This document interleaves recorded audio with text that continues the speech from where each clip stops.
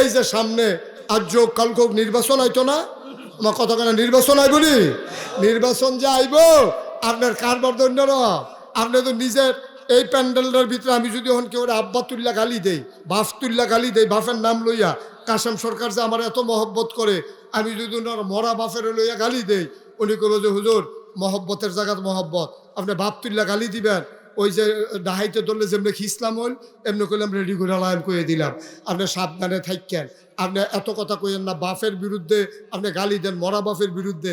আব্বা আপনার আব্বারে লই আমি গালি দিলে আপনার কলজাত গিয়া লাগে, কিন্তু আপনি যে নিজের বাপের নাম নিজে বদলাইলেন সেইটা কিতা করো? আপনি যদি কোন হুজুর আমি কুমালা বদলাইলাম, আপনি ফইলা ভুট্টা দিতেন গেছেন, পরে বাপের নামও ঠিক কইছেন, নিজের নামও ঠিক কইছেন, পরের ভুট্টা যখন লইয়া গেছেন 5 জন এজেন্ট সাক্ষী, পুলিং প্রিসাইডিং অফিসার সাক্ষী, আপনার এই যে গ্রাম পুলিশ সাক্ষী, সকলরে হোনাইয়া আপনার নিজের নাম হইল আলমগীর, আপনি কইছেন আব্দুল কুদ্দুস, আপনার আব্বার নাম হইল আব্দুল রহিম, আপনি কইছেন আব্দুল করিম, এই আব্দুল করিমের ফুত আব্দুল কুদ্দুসের বুট দিয়া ইয়া পড়ছেন, আপনি বাপও বদলাই লাইছেন, নিজের নামও বদলাই লাইছেন। আমি আপনার বাপ তুল্লা গালি দিলে কষ্ট হয়, আর আপনি নিজের বাপ নিজে বদলাইছেন, আপনি আর উদাম করে সিহন জিংলে দিয়ে ফতফাত ফতফাত করে কি দরকার বেরিয়েছে কে মনে মনে করতেছে সাহায্য ধরছে আমরা বেড়াইতে বেরিয়ে বেলা এ বেটি জামিন নাম বদলাইয়া বুট দিয়ে পড়ছে না এ ভিডিও তো জামার নাম বদলাইয়া বুট দিয়ে পড়ছে। আমরা বেড়াইতেও গেছি খাইছি ধরা, বেরিয়েতেও খাইছি ধরা। আল্লাহর হস্তে খুব চিন্তা করে কুদুর চললেন, খুব চিন্তা করে চললেন, মনটা যা ধরে তা কইলেন না। জান্নাতে যাওয়া এত সহজ না, জান আর মাল বেচা রাখছেন আল্লাহর কাছে, আর এই জান আর মাল লই আপনি এমনি বেড়াগিরি দিয়ে হাইতে আছেন, একটু চিন্তা করে চললেন, আল্লাহ যেন কবুল করে সবাই কোনা আমিন। এই মহব্বতরা যারা রাখতে পারছে তারাই জান্নাতের বাসিন্দা হয়েছে। নবীজি এই শুনেন, শেষ করে দিচ্ছি, নবীজি শুধু আবু বকররে কইছিল, আবু বকর রে, ও আবু বকর তুই একটা কাম করিস, একটু রেডি থাকিস, যে কোনো সময় বোধ আমি মক্কা ছেড়ে মদিনায় চলে যাওয়া লাগবে। আবু বকরে ডাক দিয়া লইয়া বাড়ুইছে নবী যাওয়ানোর কথা মদিনা, আড়া দিছে উল্টা। আবু বকরে জিগে ইয়া রাসূলুল্লাহ আপনার না বলে মদিনা যাইবেন, আপনি কি রাস্তা বুল্লা লাইছেন? আমি রাস্তা ঠিক আছে, কাফেররারে বুলাইতে আছি, তারা মদিনার রাস্তায় বিচারবো, আমার এগিয়া যেন না পায়। সুবহানাল্লাহ বলবেন না? আল্লাহর নবী সকাল হয়ে যাচ্ছে, সূর্য পশ্চিম আকাশে উঠতেছে, এমন সময় আল্লাহর নবী মুহাম্মদুর রাসূলুল্লাহ সাল্লাল্লাহু আলাইহি ওয়াসাল্লাম তিনি ডাক দেয়া আবু বকর রে, ও আবু বকর কোনো একটা গুহা বের করে নাও যেন লুকাই যাইতে পারি। আবু বকর গুহা বের করে ফেললেন। নবীজি বললেন গুহা কই? কই যে সৌর গুহা। আবু বকর সিদ্দিককে পেছনে ফেলে নবী ঢুকতে চাইলেন। আল্লাহর নবী গুহার কিনারে যখন গেলেন, আবু বকর সিদ্দিক হাত বাড়াইয়া দাঁড়াইলেন, ডাক দেয়া কয় নবী গো আপনি আগে গুহায় ঢুকবেন না ঢুকবো আমি আগে? আল্লাহর নবী জিজ্ঞেস করলেন কেন তুমি আগে ঢুকবা, আমি কেন ঢুকবো না? এবার আবু বকর সিদ্দিক ডাক দেয়া কয় গুহার ভিতরে সাপ থাকতে পারে, বিচ্ছু থাকতে পারে, আপনাকে কামড়ে দিতে পারে, এই জন্য আমি আগে ঢুকবো। আল্লাহর নবী চোখের পানি ছেড়ে দিয়ে কয় তাইলে তুমি যদি ঢুকো তোমারে কি সাপ কামড়াবে না? এবার আল্লাহর নবী ডাক দেয়া আবু বকর রে, আবু বকর তুমি ঢুকলে সাপ কামড়াবে না। এবার আবু বকর সিদ্দিক ডাক দেয়া কয় ইয়া রাসূলুল্লাহ ইয়া হাবিবাল্লাহ, সাপ যদি কামড়ে দেয়, আমি আবু বকর যদি মরেও যাই, আমার মতো 100 আবু বকর মরে গেলে কিচ্ছু হবে না, কিন্তু আমার নবীর যদি কিছু হয়ে যায় ইসলাম থাকবে না, ঠিক কিনা? আমি আবু বকর মরে গেলে কিচ্ছু হবে না, কিন্তু আপনি নবীর কিচ্ছু হয়ে গেলে ইসলাম থাকবে না। সুতরাং আমরা সবাই মিলে আসুন আসুন তরিকা বিধান মানবো আমরা আল্লাহর, বিধান মানবো কার? কথা কানা, বিধান মানবো কার? আর তরিকা মানবো নবীজির। এই দুইটা মূল মন্ত্র নিয়ে আমরা যদি দৌলতপুরের জীবনের সাথে যেমন করে, দৌলতপুর দরবারের সাথে যেমন করে একীভূত হয়ে গেছি, আমরা যদি আমাদের সময়টা এইভাবে কাটাইতে পারি, তাইলে আপনি বিশ্বাস রাখেন, আপনি বিশ্বাস রাখেন, আপনি যেদিন মরে যাবেন মসজিদের মিনার থেকে যেদিন ঘোষণা আসবে, মসজিদের মিনারের ঘোষণা পাওয়ার পরে সবাই দলে দলে দেখতে যাবে আপনাকে, যেদিন কাফন পরিয়ে দাফন করে দেবে মাটির কবরে। সবাই দেখবে মাটির কবর, আপনি কবরে গিয়ে দেখবেন মাটির কবর মাটি নাই, মাটির কবর জান্নাতের টুকরা হয়ে গেছে। ঠিক কিনা কম? এমন একটা জিন্দেগি আমরা চাই নাকি চাই না? কথা কয় না, চাই নাকি চাই না? আল্লাহ তাবারক ওয়া তাআলা আমাদেরকে এমন একটা সোনার জিন্দেগি দান করুক। আপনারা শুনেছেন ইতিমধ্যে যে আল্লাহর খাস মেহরবানি আবুল কাশেম সরকার সাহেব যেমন করে আপনাদেরকে ডেকে ডেকে বলেছেন, আপনারা শরীক হয়েছেন। আল্লাহ তাবারক ওয়া তাআলা আপনাদের এই দানগুলোকে কবুল করুক। আমরা সবাই মিলে সামনের দিকে এগিয়ে যাই সুন্দরভাবে। আল্লাহ রাসূল সাল্লাল্লাহু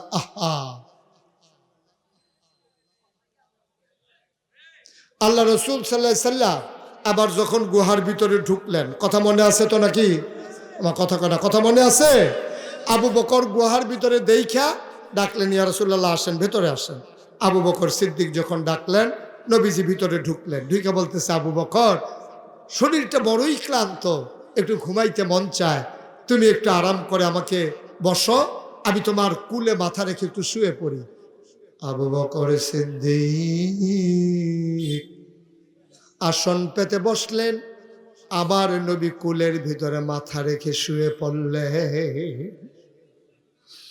ও দৌলতপুরের মুসলমান, খামার গ্রামের মুসলমান, বাঙ্গরার মুসলমান, পুষ্কুনির পাড়ের মুসলমান, দিঘির পাড়ের মুসলমান, শোনো শোনো শোনো শোনো, মন দিয়ে শোনো। যখন আবু বকর সিদ্দিক আসন পেতে বসলেন, আল্লাহর নবী কুলের ভিতরে মাথা রেখে শুয়ে পড়লেন, আবু বকর সিদ্দিক কপালের ভিতরে আলতো করে টিপে দেয়, চুলের ভিতরে আঙ্গুল বুলিয়ে দেয়। আল্লাহর নবী ঘুমিয়ে পড়লেন। আবু বকর তাকায়া দেখে গুহার ভিতরে অসংখ্য গর্ত, প্রতিটা গর্তের ভেতর থেকে সাপের জিহ্বা দেখা যায়। উনি ওনার পাগড়িটা ছিঁড়ে টুকরা টুকরা করলেন, সবগুলো গর্ত বন্ধ করে দিলেন। কাপড়ের টুকরা শেষ, গর্ত রয়ে গেল মাত্র একটা। আবু বকর সিদ্দিক এখন কি করবেন?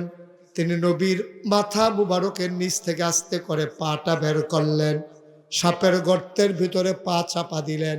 সাপ বের হতে না পেরে আবু বকরের পায়ের উপরে ধ্বংসন করে দিলেন। বিষে শরীরটা নীল হয়ে গেল, চোখ দুইটা লাল হয়ে গেল। আবু বকর ঠোঁটটারে কামড়ে ধরে আছেন দাঁত দিয়া, যেন কান্নার আওয়াজ না বের হয়, নবীর যেন কষ্ট না হয়। কান্নার আওয়াজ থামাইলা দাঁত দিয়া কামড়াইয়া, চোখের পানি থামাইবা কি দিয়া? আবু বকর সিদ্দিক চোখের পানি থামাইতে পারলেন না। টপ টপ করে 2 ফোঁটা পানি নবীর গাল মুবারকে পড়ে গেল। নবী চমকে উঠলেন, থমকে দাঁড়ালেন, ওনার ঘুম ভেঙে গেল। তাকায় দেখে আবু বকর সিদ্দিকের গাল বেয়ে বেয়ে পানি পড়তেছে। আল্লাহর নবী ডাক দেখ, আবু বকর নিশ্চয়ই বাড়ির কথা মনে পড়েছে, কান্দ কেন? আবু বকর ডেকে ডেকে কয়, নবী গো, আপনার চেহারার দিকে তাকাইয়া বাড়ির কথা মনে পড়বে, এটা আপনি কেমনে ভাবলেন? কয় তাইলে কেন কাঁদো? কয় সাপ আমারে ধ্বংসন করেছে। আল্লাহর নবী বললেন, দেখি কোথায় ধ্বংসন করেছে। আবু বকর পা গাই দিলেন। আল্লাহর নবী থুতু মুবারক আঙ্গুলের মাথায় লাগাইয়া আবু বকরের সাপের কামড়ের জায়গায় লাগাই দিলেন। আবু বকর খোদার কসম, এই পায়ের ভিতরে আমি কোনো দিন আর কোনো ব্যথা অনুভব করি না। ও মুসলমান, জীবনটাকে ওইভাবে সাজাও। আল্লাহর বিধান, নবীর তরিকার বাইরে যাওয়ার কোনো সুযোগ নাই। প্রয়োজনে গলায় যদি ছুরি আসে, প্রয়োজনে ছুরি চালানো যাবে। এই পথ চলতে গেলে কখনো এই পথ ফুল বিছানো হবে না। এই পথে কষ্ট আর কষ্ট। সুতরাং মামলা হবে, হামলা হবে, জেল জুলুম নির্যাতন হবে, প্রয়োজনে জীবন দেওয়া যাবে। মুসলমান ইমান দেওয়া যাবে না, ঠিক কিনা? আপনি এদিক দিয়ে চলে আসেন, আপনি এদিকে চলে আসেন, আপনি আমার সামনে সামনে আসেন, আসেন। আছে তো, বললাম তো আপনি আমার সামনে আসেন, বরাবর আসেন, এটার জন্য আর ক্ষতি হবে না, আপনি সামনে চলে আসেন। কথা বুঝা নাই উনি? আরে আমার আমার সামনে আইয়েন না আপনি, তো আর ভিডিও সমস্যা হইতো না। এবার এই দেখতো না আবার আইতো না। তো কইলাম তো আর কি যে আপনি আইয়েন না, আমার বরাবর আইয়েন, না হইলে আমার লগে দিয়ে আইয়েন। না না, অসুবিধা নাই তো। উনি হয়তো বুঝে নাই যে তার ভিডিওর লাগে আমরা দেখতাম পারতাম না, এটা ওনার আবদার, ন্যায্য আবদার, এটা কোনো অন্যায় না। কিন্তু দেখতে হবে, যদি জীবনের উপরে আঘাত আসে আঙ্গুলের কারণে, এখন কি জীবন রাখবেন না আঙ্গুল রাখবেন? জীবন। জীবন রাখতে গিয়া আঙ্গুল কাটতে দেওয়া লাগবে। ডায়াবেটিসের রোগ যারা, তারা আঙ্গুলও বিষ লাগলে এটা যখন জীবন লইয়া টান দেয় আঙ্গুলটা কাটতে না। তো এই মোবাইলটির কারণে যদি আমরা যে দূরা দেহায় না দেহার কারণে ক্ষতি হয়, এরতে যদি বেশি উপকার হয়, তো এলে আমরা না দেখলে না উপকারের না দরকার কেন? হ্যাঁ, তো এর দূরে তো কথা তো দিয়ে আর কি। এই যে এবার আইয়া পড়ছে, আইন আরো কাছে আইন, আমার কাছে আইন, এবার দরকার আছে। আরো কাছে কাছে জায়গাতে বলাবেন, জায়গাতে আরো সামনে যান, আনো কাছে আনো, আনো এবারে দেখবা আবগাইয়া ওয়াজ শুনবো, আবার টেহাও দিব আরো। হ্যাঁ মার্শাল্লাহ, আসেন, এই তো সুন্দর হয়েছে। এই অসংখ্য ধন্যবাদ আপনাকে, আপনাকে অসংখ্য ধন্যবাদ। বোঝা গেল ওনার আগ্রহ আছে, এটা কোনো কথার কথা না। উনি যে এটি বন্ধ করতে চাইছে, এটা কথার কথা না, ওনার আগ্রহ আছে। Thank you. ওনারে বসাই দাও, তুমি আপনার জাতো কি তারপর নিয়ে বুঝবো। ওকে ফাইন, ঠিক আছে, আর কথা কেন না। আবার বেশি আদর করলে আমরা তারা হুদুদি উষ্টা খাইয়া পড়ে যাই। সাথে তো আপনি তো বয়সী তো, আপনার ভিতরেও যদি কেউ বেশি চাইতেন মনে কয়, সামনে জায়গা চাই ফেলেন, কোনো সমস্যা না। এটা সরানো যাবে না, এগুলো সরো, এখান থেকে সরো। আহা, আসুক না সবাই, আসলে আসুক। তোমরা যারা মোবাইল ধরে রাখছো বন্ধ করো, এটা বন্ধ করো। এইভাবে রেকর্ড হয় না বাবা, বন্ধ করো। যেটা বলি এটা শুনো, বন্ধ করো।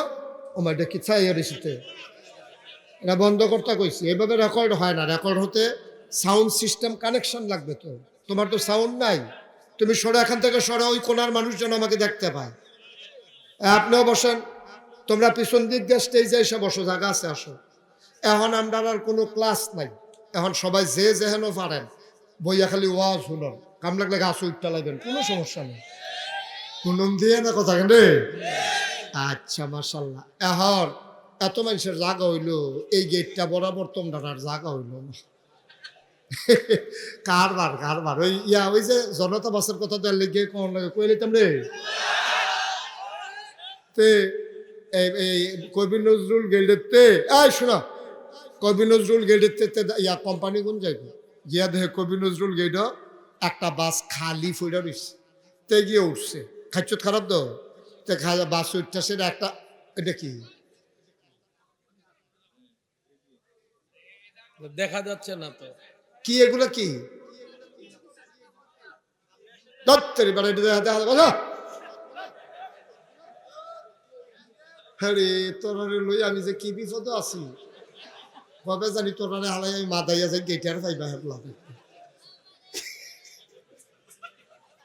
এটা একটা ফাড়া, একটা সামনে ফাড়া, একজনে একটা ফাড়া।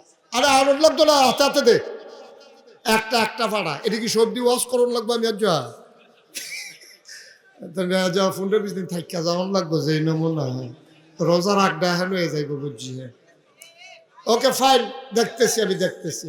এই শুনেন, ওই যে এটা কইসলাম, ওই কয়ে লইতাম নি, ওই যে কবি নজরুল গেট গিয়ে দে বাসটা খালি, খাচ্ছত খারাপ তো, তে বইয়াসীরা একটা সিটও বইছে, বইয়াসীরা আমি লাড়া দেয় না লড়ে।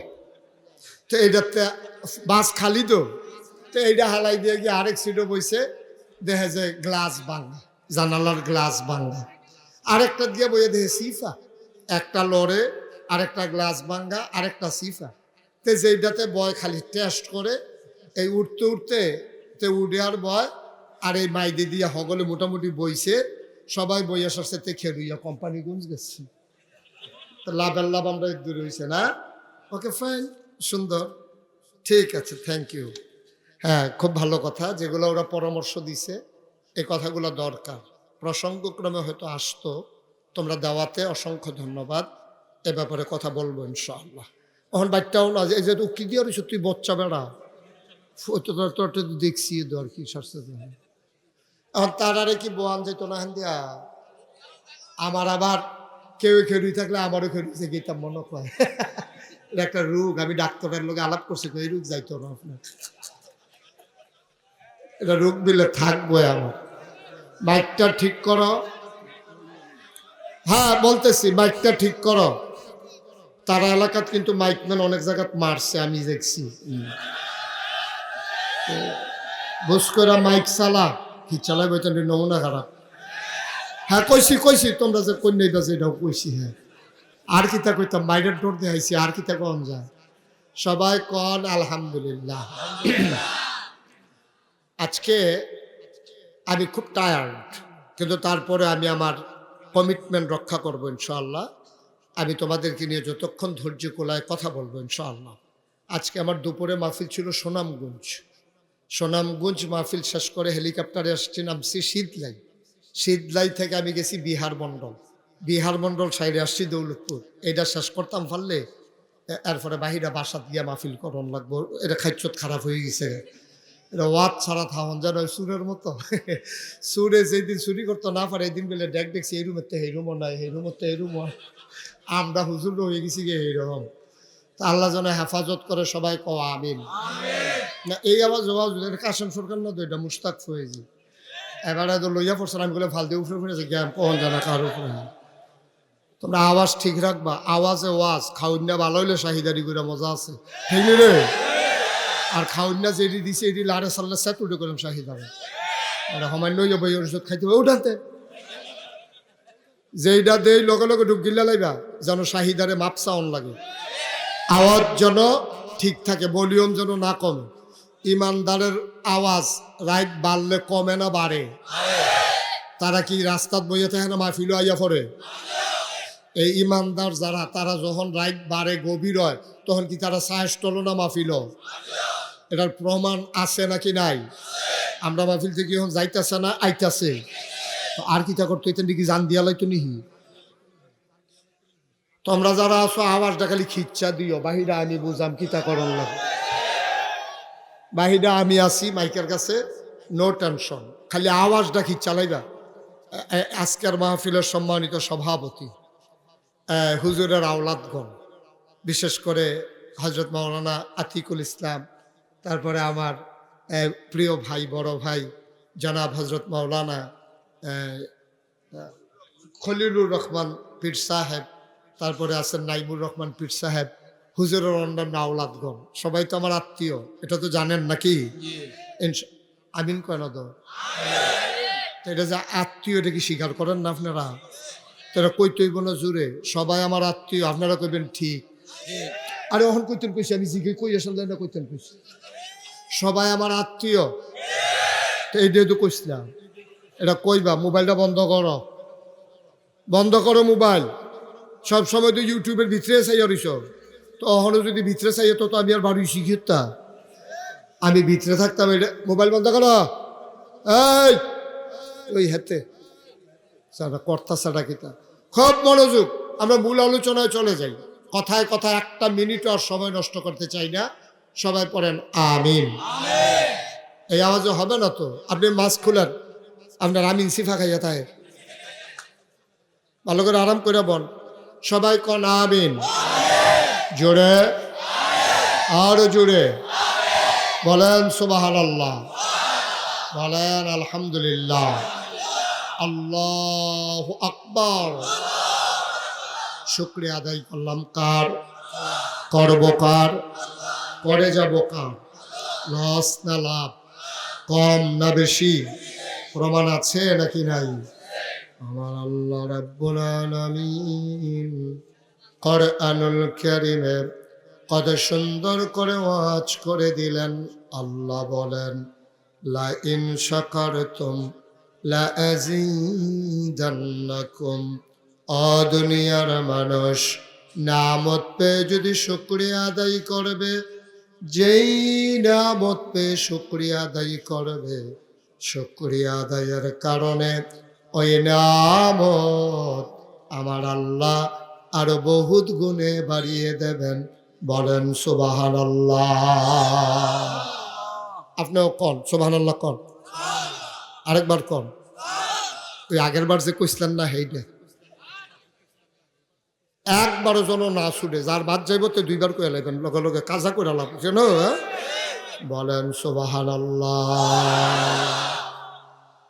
মুসলমান মন দিয়ে শোনো, আল্লাহ তাবারক ওয়া তাআলা তোমাকে আমাকে মানুষ করে বানানোর পরে এমনে এমনে ছেড়ে দেন নাই। কোন পথে গেলে জান্নাত, কোন পথে গেলে জাহান্নাম, কোন পথে লাভ, কোন পথে লোকসান, কোন পথে ভালো, কোন পথে মন্দ, কোন পথে কল্যাণ, কোন পথে অকল্যাণ, কোন পথে শিরক বেদাত, কোন পথে তাওহীদ রিসালাত, কোন পথে কুফর আর কোন পথে ইসলাম জানানোর জন্য আমার আল্লাহ মানুষদের মাঝ থেকে যাচাই করে বাছাই করে করুণা করে দয়া করে মায়া করে একদল উত্তম চরিত্রের মানুষ, যাদের গুনাহ নাই, গুনাহ হওয়ার সম্ভাবনাও নাই, এমন একদল মানুষকে আমার আল্লাহ আমাদের জন্যে নবী এবং রাসূল করে বানাইছে। বলেন সুবহানাল্লাহ। আয় ছেলে, আয় আয় ছেলে, উঠছে কথা আজ আসো। আয় জাহান তুই টেসে হানো যাও, আইটে যাবে না তে। হ্যাঁ তে মনে করছো অন্য হুজুর সিফা দিয়া বইয়া তা তুই নমুনা দেখছো তা কি চাইতে আছে তে উডে খেরাতে মানুষ পড়ে যে কিতাছে তে বোয়াত তুই টালা। তোমরা হেন্দা জায়গা আছে যাব আমিন কর, জোরে কর, আরো জোরে।